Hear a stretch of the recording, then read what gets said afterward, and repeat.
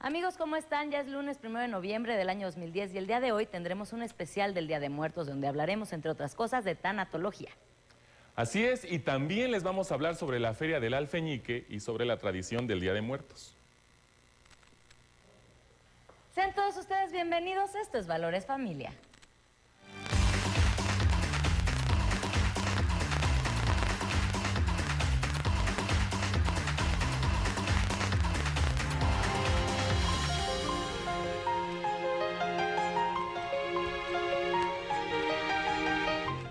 Amigos, qué bueno que nos acompañan en Valores Familia el día de hoy, pues un día muy especial porque estamos festejando el Día de Muertos. Yo soy Lizeth Larraguibel y saludo con mucho gusto a mi compañero y amigo Omar Alejandro. ¿Qué tal, Liz? ¿Cómo están, amigos? Es un gusto, como siempre, estar con ustedes.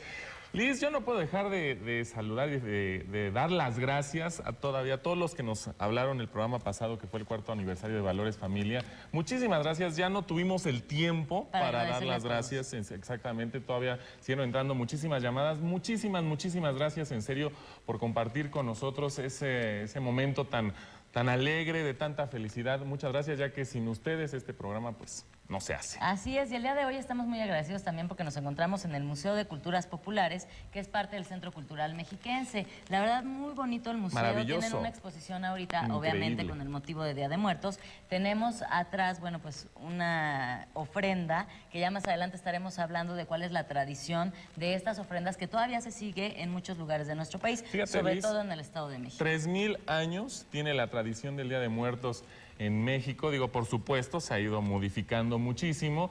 Inclusive, bueno, en la época prehispánica se celebraba en el mes de agosto. Después, bueno, llega la religión católica, cambia al Día de los fieles difuntos y de todos los santos. Sabemos que el 1 de noviembre es de los niños, el 2 de noviembre es de los adultos. Y realmente, como dijiste, cada uno de los pisos tiene un significado impresionante, claro, y muy mágico. Porque yo te voy a decir, más adelante vamos a tener un especialista, pero de verdad la gente que sigue esta tradición lo hace con muchísimo cariño y de verdad cree que el Día de Muertos, el muerto va desde el panteón hasta donde está la ofrenda, precisamente a probar todos sus platillos favoritos, lo que más le gustaba, lo que más le gustaba tomar, lo que más le gustaba comer. Hay fotos. ¿Y por qué crees que hacen eso? ¿Por qué crees que ponen Porque justamente? no queremos que se vaya. Exactamente, porque no queremos que se vaya y sobre todo para que se anime también a venir, puesto que, ¿cómo le ponen que el tequilita? Sí, entonces como una carnadita, ¿no? Para claro, que, oye, pues vente a festejar con nosotros.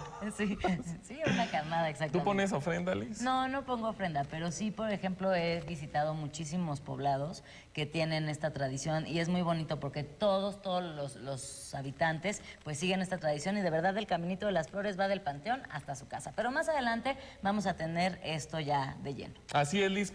Y justamente para comenzar, amigos, les tenemos preparada la siguiente cápsula, que es sobre la tradición del Día de Muertos. Vamos a verla y ahorita regresamos. El Día de Muertos o de los Fieles Difuntos es una celebración para rendir culto a todas aquellas personas que han perdido la vida.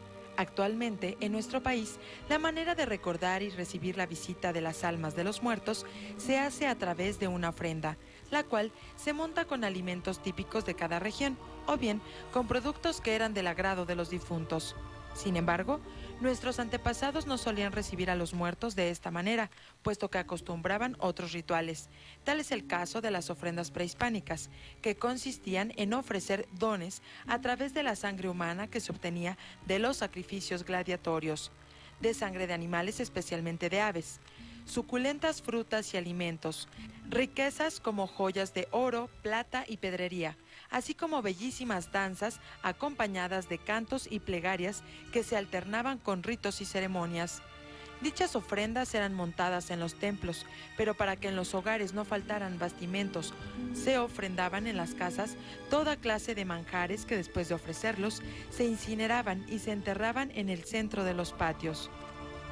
Pues ya lo vieron ustedes, ¿verdad? Es una tradición que se sigue en nuestro país todavía, esta tradición del Día de Muertos, aunque es muy diferente a cómo se festeja en otros países, como en Estados Unidos, que como bien lo dijimos ahorita, pues desgraciadamente se ha ido adoptando también en nuestro país. Y desafortunadamente, les digo, porque si la gente supiera todo el contexto que tiene el simple hecho de una ofrenda, estos 3000 años de los que hablamos, que se celebraba en la época prehispánica, y todo el significado que trae, los dioses, el pan de muerto, que por supuesto antes realmente lo hacían con sangre. Digo, estoy hablando en la época prehispánica, y de ahí, bueno, por supuesto se toma ya para nuestra cultura moderna.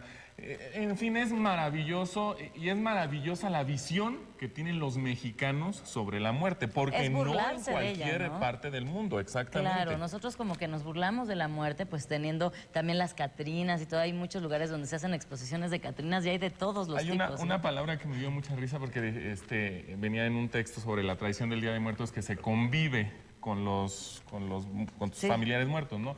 Y venía abajito, o se conmuere, ¿no? Porque es convivir o con morir. Yo creo que conmueres un rato con tus antepasados. Un ratito, pero también, como lo decíamos al inicio del programa, es una manera de que ellos continúen con nosotros, ¿no? De la importancia que tuvo la persona en nuestra familia, el que todavía esté aquí, como que nosotros nos aferramos a no dejarla ir. Y precisamente también vamos a hablar de este tema que es la tanatología. Maravilloso tema. De verdad es algo muy importante porque nosotros cuando perdemos un ser querido nos cuesta mucho trabajo superarlo. La tanatología nos ayuda precisamente a poder pasar por este proceso. Igual, si una persona está pasando por una enfermedad terminal, por ejemplo, pues también sirve pues, la tanatología. Y es que son procesos muy complicados, ¿no, Liz? O sea, aparte de, por supuesto, del paciente que está enfermo, del paciente que está mal y que tiene que aceptar su enfermedad y saber que probablemente se vaya rápido, y aparte todos los familiares que están alrededor, pues que por supuesto uno no quiere ver que la gente esté con dolor, que esté mal, y por supuesto menos se quiere imaginar sin la gente. O sea, la soledad, esa soledad que te va a quedar y estarla pensando, imaginando. Bueno, pues la tanatología siento que es maravilloso. Ahorita estamos platicando antes de entrar al programa y bueno, trae cosas en serio muy interesantes, Liz. Así es, pues es momento de hacer una pequeña pausa, pero tenemos los teléfonos. Así es, Liz.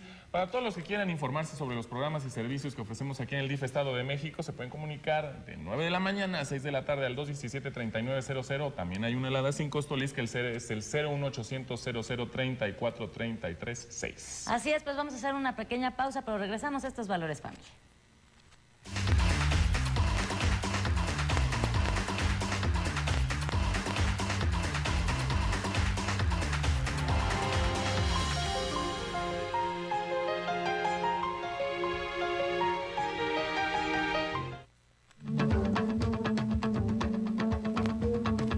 Crecen los rumores de desavenencias entre Ignacio Allende y Miguel Hidalgo.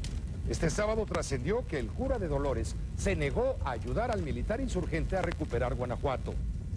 En noviembre del año pasado, mientras Allende combatía contra Félix María Calleja, Hidalgo entraba en Guadalajara, donde sería proclamado Alteza Serenísima. Ignacio Allende estalló en cólera. Los desacuerdos entre ambos líderes del movimiento de independencia no son novedad. Recordemos que Allende estuvo en desacuerdo con la negativa de Hidalgo de tomar la Ciudad de México después de la batalla del Cerro de las Cruces. Tampoco coinciden en el trato a la tropa. Hidalgo es suave y condescendiente. Allende es rígido e intolerante. En Noticias 2010, José Cárdenas informa.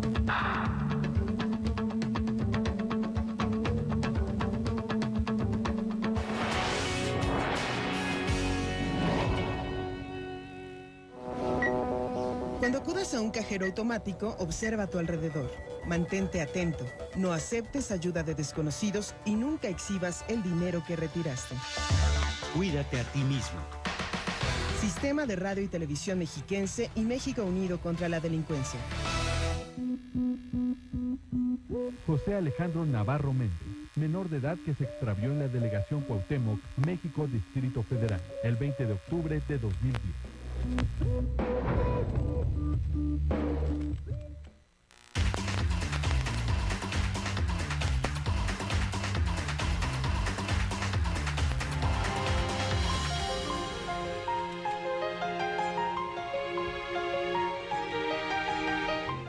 Muy bien, amigos, pues ya estamos de regreso en Valores Familia y el tema del día de hoy vamos a hablar de tanatología. Este tema es muy importante, como lo decíamos al inicio del programa, cuando perdemos un ser querido, cómo enfrentar esta muerte. También cuando nos avisan que tenemos una enfermedad terminal, también cómo podemos enfrentar este proceso de que ya no hay vuelta atrás, que va a suceder, que vamos a morir y cómo lo podemos enfrentar con la familia, cómo podemos hacer que nuestros hijos lo entiendan, que nuestro marido lo entienda, que nuestro nuestros papás incluso lo puedan entender. Este proceso es muy importante. Es una rama de la medicina relativamente nueva porque antes pues no se oía de la tanatología. Sin embargo, ahora es una de las ramas más importantes. Sobre todo yo lo he visto mucho en los hospitales porque nosotros realmente estamos preparados para enfrentar la muerte. Vamos a ver la siguiente cápsula y en un momento regresamos. El vocablo Thanatos se deriva del griego Thanatos, nombre que en la mitología griega se le daba a la diosa de la muerte, hija de la noche, denominada Eufrone o Eubolia, que quiere decir madre del buen consejo. Por otra parte, logos emana del griego y tiene varios significados: palabra, razón, estudio, tratado, discurso, sentido, entre otros. De ahí que la palabra tanatología se define etimológicamente como la ciencia encargada de encontrar sentido al proceso de la muerte. No obstante, este término traducido como ciencia de la muerte fue acuñado por vez primera en 1901 por el médico ruso Elias Mechnikov, quien dedicó parte de su vida a estudiar lo relativo a esta ciencia, que fue considerada hasta 1908 como una rama de la medicina forense, que trataba de la muerte y de todo lo relativo a los cadáveres desde el punto de vista médico-legal. Con el paso de los años y debido a la importancia que representa entender, aceptar y enfrentarse al proceso de la muerte, la nueva tanatología ejercida por especialistas tiene como objetivo fomentar y desarrollar las potencialidades del ser humano, en particular de los jóvenes, para enfrentar con éxito la difícil pero gratificante tarea de contrarrestar los efectos destructivos de la cultura de la muerte, mediante una existencia cargada de sentido, optimismo y creatividad, en la que el trabajo sea un placer y el humanismo una realidad. Muy bien, amigos, y precisamente para hablar de este tema nos acompaña esta tarde la doctora Gabriela Manjarrés Domínguez, subdirectora de Salud Mental del DIF, Estado de México, a quien le doy la bienvenida. Doctora, ¿cómo está? Bien, muchas gracias, Liz, por volverme a invitar. No, al contrario, qué bueno que está aquí con un tema que nunca habíamos tocado, que es la tanatología, y es un tema muy importante, pero vamos a explicarle a la gente qué es precisamente la tanatología. Bueno, la tanatología es una disciplina que se encarga del estudio de la muerte y para la cual toma conocimientos de la religión, de las culturas, propiamente de la medicina, de la psicología. Entonces, la gente que se forma como tanatólogo no necesariamente es médico. Son enfermeras, son trabajadoras sociales, son abogados, e incluso público en general que puede formarse como tanatólogo. ¿Por qué se ha vuelto tan importante este tema de la tanatología? Antes no escuchábamos de ella. Sí. Sin embargo, ahora en todos los hospitales yo he visto pósters, inclusive pegados, de que estás enfrentando la muerte de algún familiar, hay alguna enfermedad terminal en la familia, cómo enfrentar este proceso, y están los tanatólogos especialistas en los hospitales. ¿Por qué ha tenido ya tanto auge esto de la tanatología? Sí, yo creo que este auge es resultado de los avances en la medicina y que por lo mismo las enfermedades terminales se prolongan mucho más. A los enfermos tenemos muchos recursos que ofrecerles hasta un determinado momento, pero finalmente pues se acercan a la muerte. Entonces por eso se ha medicalizado el asunto de la muerte y se aplica más la tanatología en los casos de enfermedades terminales, cuando son enfermos niños, enfermos de SIDA, de Alzheimer, o aquellas enfermedades que han sido muy prolongadas y han causado enorme sufrimiento a la persona y también a su familia.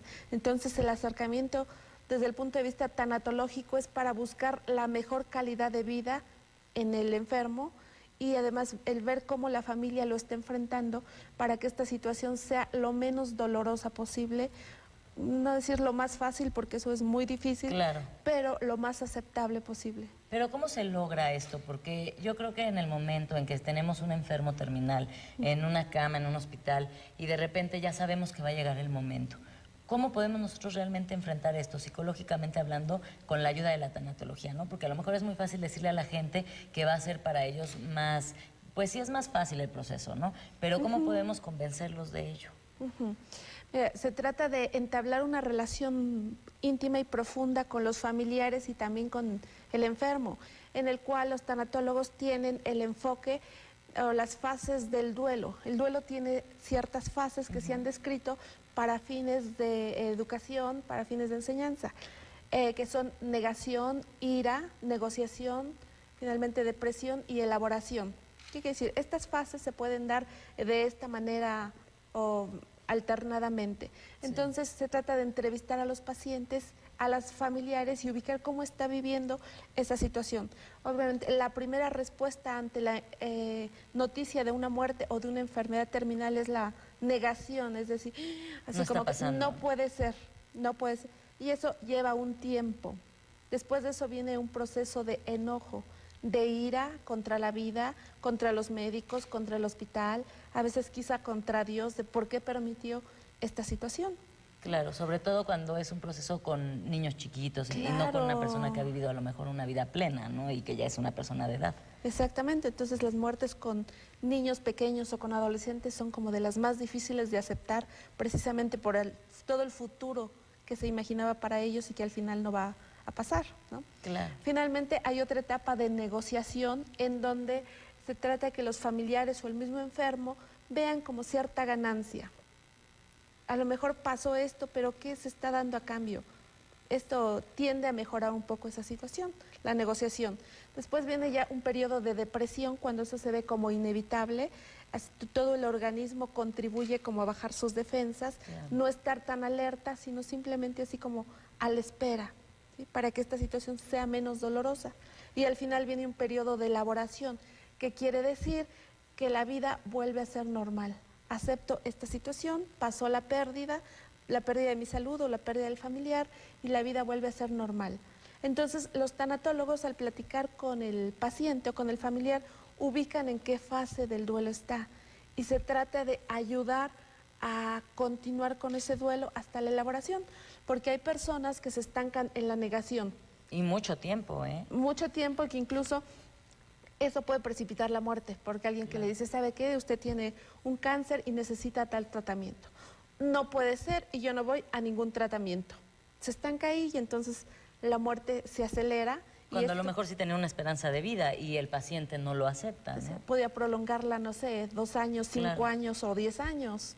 Entonces se trata de ver en qué fase del duelo están los familiares y está la persona para ayudarla a seguir transitando estos pasos y al final buscar la elaboración.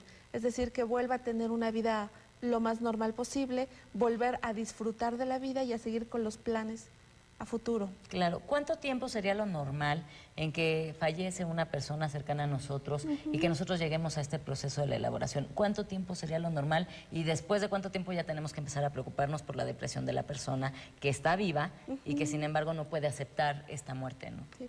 Mira, el tiempo varía de 6 a 1 año, 6 meses a 1 año. Pero sin en cambio tenemos como ciertos síntomas de alarma. Si antes de los 6 meses, a la semana o al mes, los familiares empiezan a hablar de ideas de muerte o ideas de suicidio, eso es muy riesgoso. Claro. Ahí no necesitamos esperar a los 6 meses para dar tratamiento.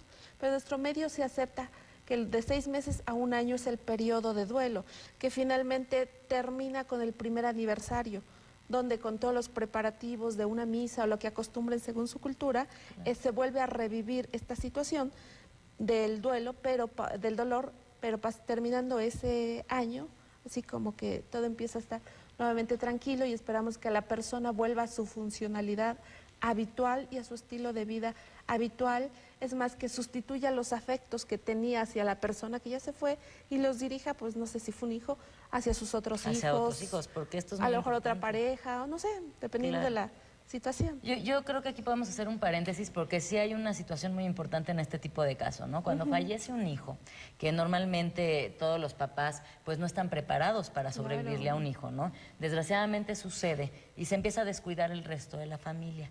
Yo he sabido de muchos casos de parejas que inclusive llegan al divorcio porque ya la situación se vuelve insoportable, ¿no? De que la mamá no puede, pues es con este duelo y toda esta situación y entonces empieza a tener problemas con su pareja y acaba en el divorcio. Hay que tratar de evitar esta situación, sin embargo, ¿qué es lo que se le recomendaría a una persona que está pasando por una situación tan difícil como esta en especial? Bueno, cuando vemos que una persona está cerca de la pérdida, la está sintiendo y va a haber ciertas características que nos anuncian que va a ser muy difícil, que es muy patológico por la edad de la persona que se pierde, por las características propias de la persona, sí se recomienda un proceso de terapia, a veces con un psicólogo o a veces con un tanatólogo para enfocarnos en estos aspectos, hablar del duelo y elaborar este proceso, liberar el dolor, aprender de esta situación, crecer y bueno, ver lo que todavía queda. Por ejemplo, si una mamá tiene 4 hijos y uno fallece, bueno, pues después de elaborar el duelo por ese hijo, pues ver los otros 3 que También todavía son viven, sus hijos, afortunadamente. ¿no? Claro, y algo importante también es, por ejemplo, los cuartos del difunto. Muchas personas se niegan a limpiar ese cuarto, a sacar las cosas, se quieren quedar con las pertenencias. ¿Qué tan bueno es quedarnos con todas las pertenencias de la persona que ya falleció? Pues es cierta, es una característica de patología, porque en el fondo se tiene la idea de que esa persona va a regresar.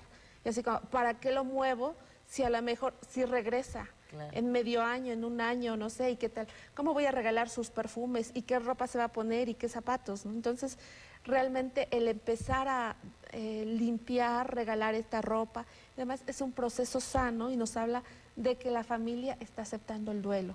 Entonces eso es algo que sí debemos de hacer, ¿no? Empezar a deshacernos de las cosas, empezar a liberar, y todo esto es muy importante, de verdad. Es un consejo que se le da a toda la gente que está pasando por una pérdida o que ya vivió la pérdida de un familiar, pues sí tratar de deshacernos, porque todos esos son recuerdos y es como no desprenderte de la persona, ¿no? Sí, y es muy importante que cuando el familiar falleció, despedirse, decir adiós de alguna manera, y también cuando se empieza a desalojar sus pertenencias, también ir diciendo adiós con cada situación, ¿no? Con mucho afecto, pero al final eso reconforta mucho a la persona.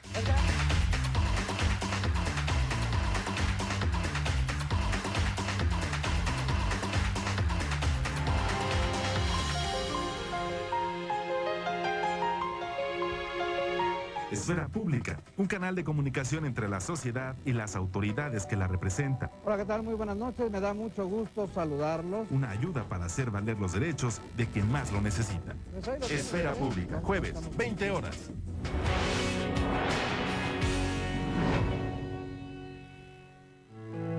¿Qué hago aquí? Ok, a veces tomo más de la cuenta y hago cosas que no quiero, pero eso no le pasa a todo mundo. ¿Qué voy a hacer los fines de semana? Me voy a quedar sin amigas. ¿Por qué me tiene que pasar esto a mí? ¿Qué voy a hacer? Bienvenida, no estás sola. Corporación de Servicios Tradicionales de Alcohólicos Anónimos, Sección México, 5705-5802. Servicios gratuitos. La realidad es la mujer, soy emprendedora, llevo 12 años en el deporte. Más que musas. Martes, 19 horas.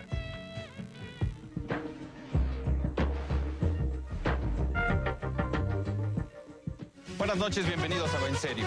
Va en Serio. Cuestionar la labor de los personajes que dirigen el país. ¿Por qué el político gusta acostarse con la muerte, la santa muerte? Crítica y objetividad. Va en Serio. Lunes, 22 horas.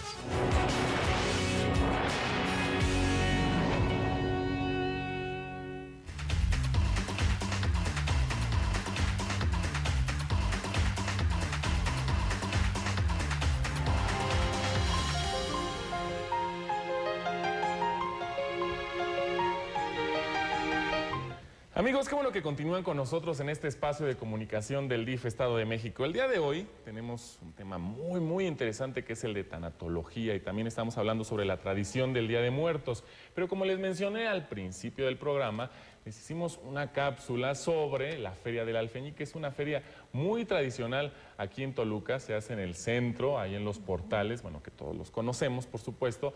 Es una feria que la componen más de 80 familias y que además, bueno, es desde hace mínimo 3 generaciones, se ha pasado bisabuelas, abuelas, etcétera.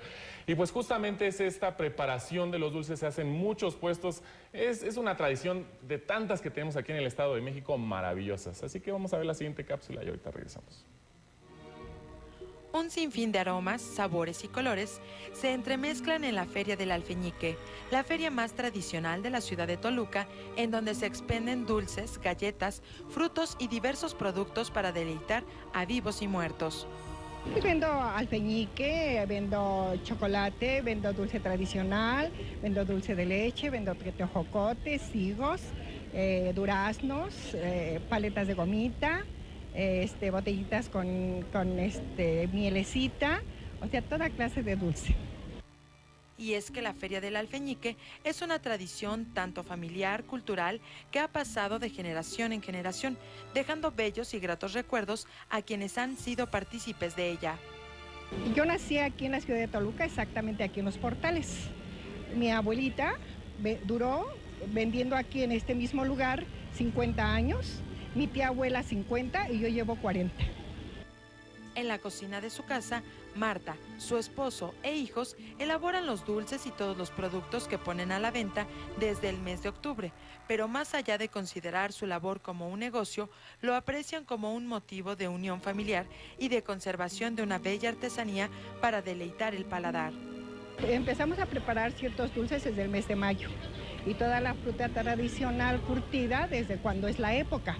Lo vamos poniendo en peroles para que se vaya guardando con azúcar, ¿verdad?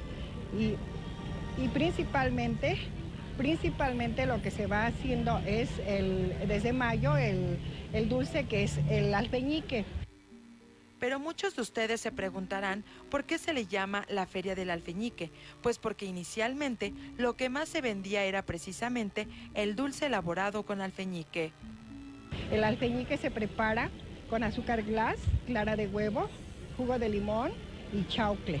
El chaucle es una papita del agua que se da en las faldas del volcán y que desde el mes de mayo nos las traen, la empezamos a rebanar, se pone al sol y ese es como, lo molemos y es como si lo pusiéramos un royal a un pastel. Entonces le ponemos eso al chaucle, a la masita para que infle y para que forme para que no se pegue en el, ¿cómo se llama? En el molde de barro. Con el alfeñique se elaboran un sinfín de figuras que son parte fundamental de las ofrendas que se montan para celebrar el Día de Muertos. Y como dice Marta, la feria representa un distintivo cultural de la ciudad de Toluca, en donde amigos y familiares han conservado esta tradición por años. Son 84 compañeritos, de los que todos somos nacidos aquí en Toluca. Es una tradición. No hay ningún compañero fuera de aquí de la ciudad de Toluca. Todos somos de aquí. Después, otra tradición es de que no se pierda exactamente eso, la tradición del Día de Muertos, que se les prepare con amor la mesa, que se le prepare con oración, que se prepare con la luz, que son las velas, la llegada de los que ya se fueron antes que nosotros y que sabemos perfectamente bien que nos están esperando y que de un modo o de otro ellos llegan a visitarnos en ese día. Esa es nuestra tradición y el amor. Y el amor también que yo le tengo a esto, porque es las fechas en que mis hijos están todos unidos conmigo y con mi esposo. Tal ha sido el éxito de la feria que hasta en otros países como Francia, los dulces de alfeñique son considerados como una artesanía que con mucho orgullo mexiquense le invitamos a conocer. Invitamos a todos los de alrededor de aquí de Toluca, pero también a toda la República que conozca nuestra tradición que tiene más de 200 años, es estar aquí en nuestros puestos, aquí esperándolos dulcemente, con mucho amor y principalmente con mucha alegría. Pues amigos, seguimos platicando con la doctora Gabriela Manjarrés Domínguez, subdirectora de Salud Mental del DIF Estado de México. Doctora, estamos hablando sobre un tema muy, muy interesante. Siento que a la gente le está interesando mucho porque es algo que a todos nos pasa a final de cuentas. Digo, sí, siempre vamos a perder un familiar querido, un amigo, alguien, ¿no? Bueno, es un proceso normal de la vida. ¿Cómo podemos sufrir, pasar este proceso sin que duela tanto y recuperarnos, sobre todo porque hay personas que pueden durar, bueno, años o toda la vida sufriendo la muerte de un familiar? Bueno, precisamente las costumbres culturales que se tengan para esto del duelo es lo que ayuda a que este dolor disminuya. Por ejemplo, cuando acuden familiares y conocidos a dar el pésame, eso de alguna manera empieza a confortar un poco. Después, en los primeros 6 meses, es muy importante no reprimir el hablar de la persona que ya se fue, sino al contrario, es muy sano hablar acerca de los recuerdos que se tengan de ella, porque de esa manera la vamos a poder dejar ir más fácilmente. Y también es conveniente aclarar muy bien todavía los sentimientos que se tengan hacia la persona ida y si esos sentimientos son negativos, si se dejaron asuntos pendientes, es que siempre queda algo pendiente, ¿no, enojos, doctora? Seguramente que sí. Un te quiero, un abrazo, un secreto que no te dije, siempre queda algo, o sea, se le puede decir aunque ya esté muerta la persona. De hecho, eso es lo más recomendable, esa es una técnica terapéutica, ya sea con una fantasía vivencial, en donde cierra tus ojos, imagina que lo tienes enfrente y dile aquello que no pudiste decirle en este momento, desde emociones positivas, como decías, el afecto, el beso que no le di, el abrazo que no le di, o emociones negativas, como decir, sabes que me enojé mucho contigo aquella vez por esta situación, pero ahora entiendo que pues fue algo sin importancia comparado con esta forma como te estoy extrañando en este momento, ¿no? Doctora, ¿y qué tanto cambia? Ahorita hablaba de costumbres culturales, ¿no? Entonces, ¿qué tanto cambia aquí en México sufrir una muerte o en otros países? Y me refiero a que en México somos gente muy cálida, gente que siempre está con la familia, que, bueno, adoramos la familia, las reuniones familiares. Entonces, cuando se pierde, por ejemplo, la cabeza de la familia, como puede ser tu abuelita, tu abuelito, ¿cómo se sufre eso? ¿Cómo afecta a la familia? ¿Cómo debe de sufrirse el proceso en la familia? Bueno, cuando se pierde la cabeza de la familia es una situación que realmente lastima mucho, pero de manera muy peculiar junta a todos los familiares. O sea, si alguien me invita a su cumpleaños a Yucatán, digo, híjole, pues ya habrá otro cumpleaños. Pero cuando alguien me dice, ¿sabes qué? Un familiar falleció y el funeral va a ser en tal parte, hacemos todo lo posible e imposible por llegar porque sabemos que es la única vez, ¿no? Entonces, a pesar de la tristeza y de la situación de despedir a una persona, hay situaciones positivas que pueden rescatarse, como es volver a juntar a una familia que quizá tenía mucho tiempo que no se veía y que depende que en ese momento puedan hacerse tratos para seguirse viendo y retomar las cosas positivas que ese patriarca o esa abuelita enseñó. Doctora, platicábamos también antes de entrar al programa, la tanatología va como muy de la mano con la eutanasia. Es una palabra fuerte y es una palabra que muchas veces puede ser ríspida en la sociedad. ¿Cómo, qué tanto van de la mano? ¿Qué tanto un tanatólogo maneja la eutanasia? ¿Qué tanto se permite, no se permite? Bueno, los tanatólogos tienen la misión de ayudar a una persona que tiene una enfermedad terminal a morir de la mejor manera posible, de la forma más fácil, más digna y menos dolorosa. Y entonces, cuando se tiene una enfermedad que ya se sabe su pronóstico y que este es inevitable, ellos sugieren, hablan con los familiares y con los médicos para no prolongar esa vida y no prolongar el sufrimiento. Pero en nuestro país y en la cultura médica no estamos habituados a ello. El que un paciente fallezca se vive como un fracaso de la medicina a veces y entonces son los médicos principalmente los que no lo aceptan, ¿no? Y después, si los familiares están sensibilizados y lo aceptan, legalmente, me parece, todavía no es posible en nuestro país. Es un tema que ha causado mucho debate, pero del cual todavía no es posible. Preferimos una muerte natural. Por esta palabra que mencionaba ahorita, dignidad, ¿no? Porque muchas veces, bueno, desafortunadamente cuando se tiene una enfermedad muy complicada, pues ya ve que están atados a tubos. El estado físico merma mucho. Exactamente, claro. Doctora. Entonces, ¿cómo mantenerle al paciente esa dignidad? Digo que a mí se me hace algo muy fuerte. Yo pienso en mis seres queridos y digo, es que a mí no me gustaría que una persona que yo amo esté en esa situación. Sí. ¿Cómo mantener esa dignidad? Es muy importante escuchar al enfermo, ¿no? Se ha visto que las personas que están a punto de fallecer adquieren una sabiduría enorme y a veces saben lo que les va a pasar y entonces ellos les dicen a la familia, ¿sabes qué? Ya no quiero estar en el hospital, llévame a mi casa. Y la familia así como que entra en pánico. Sí, exacto. Entonces, parte es respetar la dignidad de la persona, es escucharla, es decir, ¿qué quiere? ¿Quieres estar en tu casa? ¿Ya no quieres estar en el hospital? Seguramente le está siendo muy doloroso, llevarlo a la casa. Es más, a veces preguntarle, ¿sabes lo que va a pasar? ¿Está cerca tu muerte? ¿Tienes alguna recomendación especial o algo? Es una plática muy fuerte. Sí, claro que es muy fuerte. Los tanatólogos se han preparado para esa situación y bueno, confortan de la mejor manera al paciente. El paciente moribundo le tranquiliza mucho saber que puede hablar de este tema con su familia, porque cuando se mantiene en secreto, así como que dicen, lo vamos a ver y qué le decimos, y a veces el mismo enfermo dice, no te pongas así, o sea, finalmente yo ya viví, finalmente pues es el fin de todos y hoy me adelanto. A veces tenemos la experiencia, hemos escuchado de gente muy sabia, que así ayuda a los familiares, ¿no? Así como, sé que me van a extrañar, pero quédense con lo que yo les enseñé y nada más, yo me adelanto en el camino, ¿no? Muy difícil.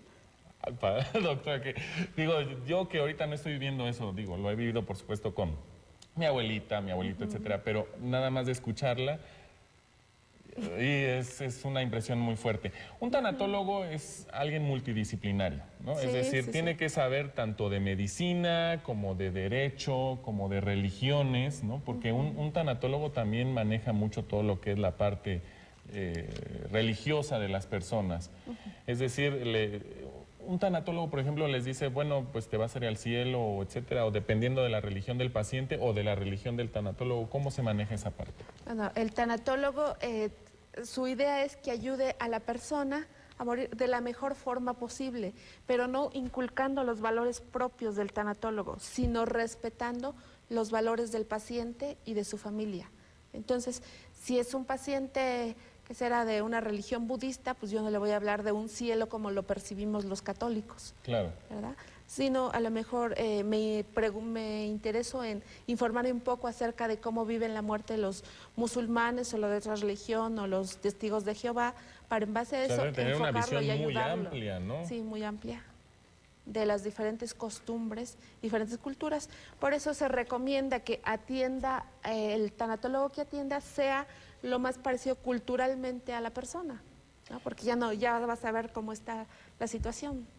Doctora, ¿en qué momento, cuál es el momento justo que se debe de recurrir a un tanatólogo? O sea, ¿en el momento en que ya está enferma una persona o por cualquier pérdida que uno tenga? Creo que para esto requerimos educación para responder a la necesidad, ser conscientes de, yo estoy teniendo esta pérdida de la salud o esta pérdida de X persona y me está doliendo muchísimo. Requiero una ayuda, o sea, no me necesito aguantar. Eso tenemos mucho los mexicanos, ¿no? Aguantas. No. Voy a buscar una machos, persona ¿no? profesionista que me ayude en esta transición difícil y que me ayude a crecer. Es más, el tanatólogo así como toma de la mano para ayudarte a caminar a través de este espacio difícil y encontrar un futuro nuevamente con esperanzas, nuevamente con deseos de vivir y pues, la vida va a continuar. Y ahorita yo nada más para, ya nos queda muy poquito tiempo, pero sí. Le decía, por ejemplo, platicaba con Liz el hecho de los recuerdos, ¿no? Pero yo creo que sí ir dejando las cosas, pero ¿qué tanto uno se debe de quedar también con las memorias de alguien, la fotografía, recordar? Porque a final de cuentas fue alguien que amaste, ¿no? Que quisiste, que necesitaste. Sí, claro, se van, pero finalmente creo que nunca se olvidan, ¿no? Y lo mejor es recordarlos con un aspecto positivo, con todo aquello positivo que me enseñó esta persona y que me ayuda para continuar con mis valores en la vida. Lo más sano es recordarlos sin tristeza, sino con alegría. Yo conocí a mi abuelito en esta temporada y me ayudó, me regaló, me daba mi domingo. Qué hermoso, que me ayudó a ir a la primaria, me iba a recoger a la escuela, ¿no? Pero finalmente es recordarlo con alegría. Eso es lo mejor. Finalmente una persona que ha vivido y que hemos querido, creo que nunca se olvida. No, y con ese positivismo que tiene usted, doctor, y con esa sonrisa, digo, cualquier cosa yo iría con usted inmediatamente. Okay. No sé si vamos a regresar con la doctora, ya nos despedimos ya, doctora, pero muchísimas gracias.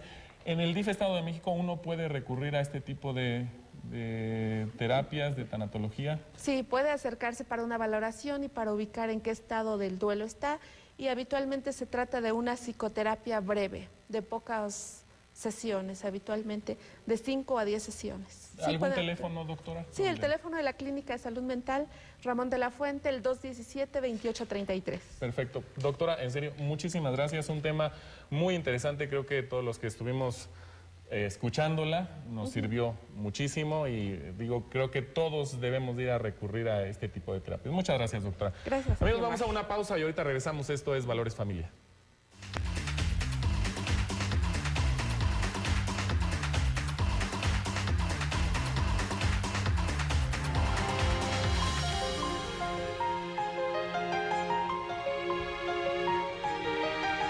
Desde la Mirandilla. Sale montada una mano, la jineteada fue catalogada como excelente. Espectáculo de charrería que conjuga la lucha y valentía de hombres que enaltecen el deporte nacional. Lunes, 20 horas. Desde la Mirandilla.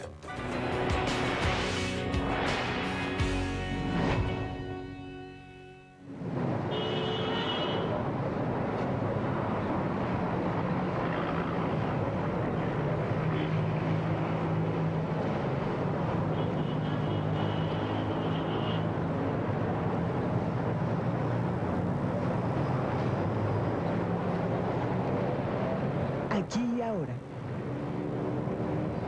Imágenes del Bicentenario.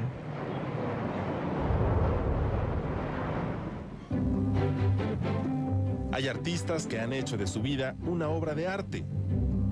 Obras de arte que han inmortalizado a sus creadores. La vida privada de una obra maestra. Martes, 13 horas.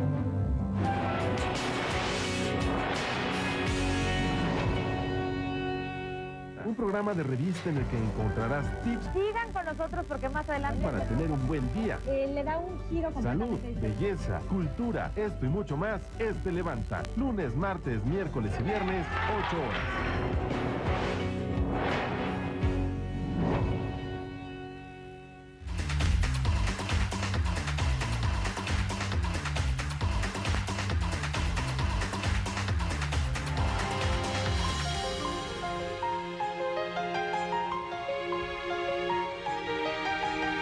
Amigos, pues ya estamos de regreso. Y Omar, ¿tú qué le vas a regalar a México? Pues mira, Liz, yo te tengo dos sugerencias en forma de convocatoria para que le des a México un regalo inolvidable. En el sitio interactivo Rally Bicentenario pueden participar todos los alumnos de primero a sexto de primaria de escuelas oficiales y particulares que se encuentren en el Estado de México. Lo único que tienen que hacer es nuestros amiguitos meterse a esta página, participar de los juegos interactivos. La página es www.edomex.gov.mx/Rally Bicentenario. Otra buena idea es participar en el concurso Abue, regálame una historia del México en el que tú creciste. Fíjate que me gusta mucho porque los niños tienen que realizar un cuento, por supuesto con ayuda de algún adulto, recordando la historia de nuestro país y por supuesto pues los valores familiares. Puedes entregar tu trabajo en la página de internet www.edomex.gov.mx/Rally Bicentenario /Abue o bien en las oficinas de la Secretaría de la Contraloría. Pero amiguitos, Liz, se tienen que apurar porque la convocatoria cierra este 12 de noviembre del 2010.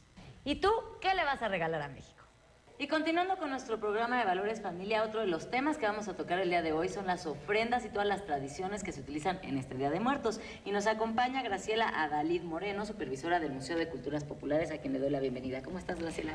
Muy bien, muchísimas gracias. Les doy las gracias por estar aquí en su museo. Pues al Bienvenidos. contrario, muchísimas gracias y qué bonito lo adornaron. Y platícanos un poquito cuál es el significado de una ofrenda del Día de Muertos. Fíjate que según la etnia, como la que tenemos aquí ahorita presente, está dedicada a una gran señora conocedora del arte popular que se llamaba Tere Pomar. Como ustedes están observando la fotografía y los elementos que tenemos en ella son lo que le gustaba a esta gran señora. A ella le gustaba muchísimo lo que es el ron, tenemos también ahí los cigarros. Y los diferentes alimentos como los chiles en nogada, tenemos algunos tamalitos, el pan, el mole. Entonces, todo esto es lo tradicional de una ofrenda mixta. Aquí podemos poner variedad, porque tenemos diferentes etnias y entonces ya entrarían otras cositas. Pero ¿saben qué? No debe de faltar en una ofrenda lo que es la luz, que tenemos las ceras prendidas, los cirios prendidos, la flor de cempasúchil, que todo ello tiene un porqué. Graciela, ¿cómo? Ahorita nos platicas todo el porqué, Claro pero ¿cómo y cuándo nacen las ofrendas? ¿Cómo? Con la muerte. Con la muerte cuando desde la época prehispánica y con la llegada de los españoles. Ellos nos traen esta gran riqueza y retomamos de ahí, pero sobre todo nuestra gran identidad que tenemos nosotros los mexicanos. ¿Cómo es que han ido cambiando estas ofrendas a cómo se ponían hace unos años aquí en el país? Fíjate que es triste. Te voy a platicar así a grandes rasgos, sobre todo de la ofrenda otomí, y la náhuatl, que eran riquísimas estas ofrendas, que nacen de la laguna de Lerma. Anteriormente se ponían en las ofrendas lo que eran los acosiles, las papas de agua, el papaloquelite, y que ya se acabó todo eso. Entonces han ido bajando nuestras ofrendas porque nos faltan esos elementos. Graciela, más o menos platícanos, digo, supongo que pues eran ofrendas muy completas por lo que he leído, pero ¿cómo eran las primeras ofrendas? ¿Cómo eran las primeras ofrendas? Hablemos de la época prehispánica. Fíjate que se ponían los diferentes utensilios a la persona que se le va a dedicar esa ofrenda. Se le ponía, por ejemplo, las joyas, lo que era el jade, los utensilios, lo que ellos ocupaban, les colocábamos a su alrededor.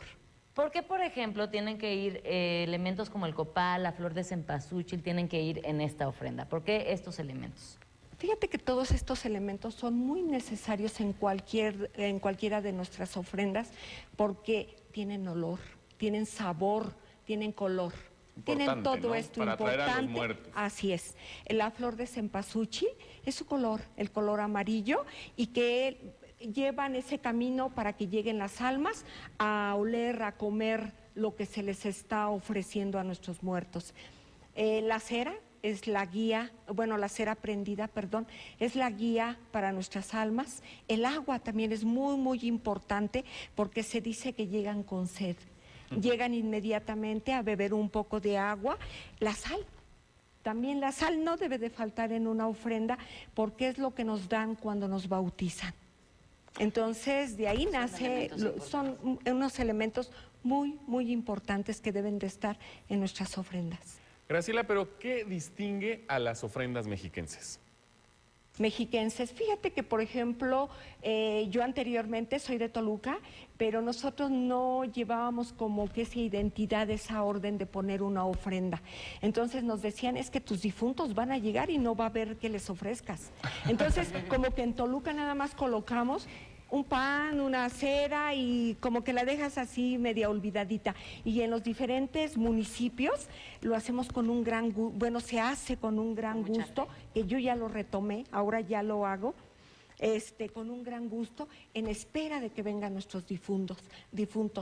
Y también, ¿saben qué? Que nos une a la familia. Están los nietos, los bisnietos, los hijos, y todo el mundo estamos esperando en la llegada de nuestros difuntos. Algo importante también es que se ha combinado, hemos desgraciadamente adoptado muchas costumbres de Estados Unidos, entre ellas lo del Halloween, ¿no? Así es. Muchos niños ya salen a la calle a pedir Halloween. ¿Qué es lo importante para este Día de Muertos? ¿Qué es lo que no debemos olvidar? Nuestras tradiciones, nuestra identidad, y sí, dejar un poquito el Halloween. Ahorita se está mencionando en la iglesia, por cierto, de que hay que hacer una procesión con niños vestidos de blanco, o si no, ponerles algún manto que venga de algún santo. Y para ello rescatar nuestras tradiciones y dejar a un lado lo que es el Halloween. Dejar las brujitas, la calabaza y tanta cosa, ¿no?, que se ha traído por lo que es la globalización. A final de cuentas, los niños son los que después, más adelante, van a seguir manteniendo la tradición. Graciela, las calaveritas de azúcar son muy típicas, pero ¿qué significan? Las calaveritas, fíjate que ahorita en esta ofrenda que tenemos aquí, están representando a cada uno de los difuntos que ha habido en este año en el Centro Cultural Mexiquense. Y mira, desgraciadamente tenemos ahorita seis compañeritos ya fallecidos en este año, y entre esos está la gran maestra Tere Pomar. Pues les sirvieron muy bien de comer a todos. Fíjate que sí, están todos a gusto y vamos a esperarlos el día 2 de noviembre, que es cuando llegan ellos. Y bueno, los vamos a esperar aquí con esta gran gastronomía que tenemos. Pues hay que hacerle la invitación a toda la gente para que mañana también pues esté poniendo todas sus ofrendas en su casa y todo. Y es un día muy importante para los muertos y sobre todo para los mexicanos, ¿no? Y algo importante también decirle a la gente cuáles son las diferentes actividades que está organizando el Instituto Mexiquense de la Cultura en torno a todas estas festividades. Así es. Bueno, yo los invito a público en general que vengan, nos visiten en su Museo de Culturas Populares, a que vengan a observar nuestra ofrenda. Y también los invitamos, en diciembre tenemos un tianguis de arte donde participan diferentes artesanos con grandes piezas. Y también tenemos en Sala de Tapanco una exposición del dulce de alfeñique y del dulce vaciado, porque son dos cosas diferentes, y que fue donado por la señora Teresa Pomar, que son 288 piezas que tenemos, y que bueno, estamos hablando de toda la República. Justamente tuvimos una cápsula donde vimos todo lo del dulce del alfeñique. Todavía tenemos tiempo, Graciela. Platícanos sobre, por ejemplo, un personaje que es impresionante, que siempre está presente en estos días, que es la Catrina. La Catrina. Bueno, fíjense que la Catrina debe de estar en cualquier lugar porque es referente a la muerte. Así la ven tan guapa, tan adornada, elegante, con ese gran sombrero. Bueno, pues es la muerte. Se me figura María Félix. La muerte que está manifestando esta ofrenda que tenemos aquí atrás. Y vean qué hermosas Catrinas. Están preciosas, elaboradas en barro negro, que es de Oaxaca. Eso es importante también. Y decirle a la gente cuál es la tradición. Ya que montamos nuestra ofrenda en la casa, ¿qué se tiene que hacer con la comida que está ahí, con todo lo que hay de tomar? ¿Qué se hace con eso? ¿Se deja ahí y aparte organizamos la festividad en la casa o qué es lo que procede? Fíjate que se dice que esta ofrenda es para nuestros fieles difuntos, pero a veces los ganones somos nosotros, los vivos, porque todo esto se reparte. Se reparte con los... claro que sí, aquí los esperamos. Bueno, el día va a estar hasta el día 2. Ojalá que se abra el museo, porque recuerden que se va al panteón. Y bueno, si no, los esperamos aquí el día miércoles y repartimos todo lo que es la fruta y la comida a la persona que nos visite. Y en las casas, bueno, se reparte a los compadres. Entonces realmente eso es lo que se tiene que hacer como una festividad para la familia y ahí estar conviviendo todos y comer lo que hay en la ofrenda. Lo que se expuso en la ofrenda. Graciela, se me hizo muy divertido en las ofrendas, porque digo, no todos los familiares fueron buenos, ¿no? También hubo familiares malos que probablemente estén ahí atoradillos en el purgatorio.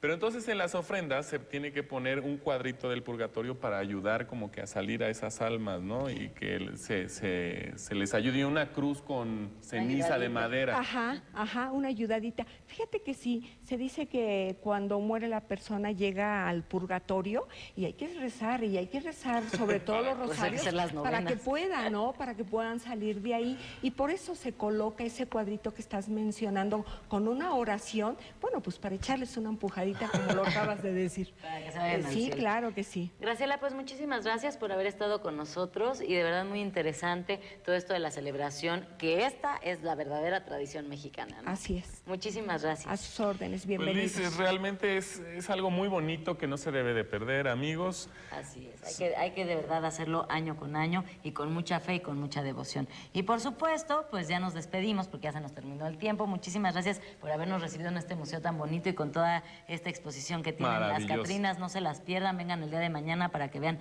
toda esta exposición. Y nosotros los esperamos el próximo lunes en punto de las 7 de la tarde en una emisión más de Valores Familia. Yo soy Lizeth Larraguibel, que tenga una excelente semana. Así es, yo soy Omar Alejandro y recuerde que nuestro valor más grande son ustedes, la familia. Hasta la próxima.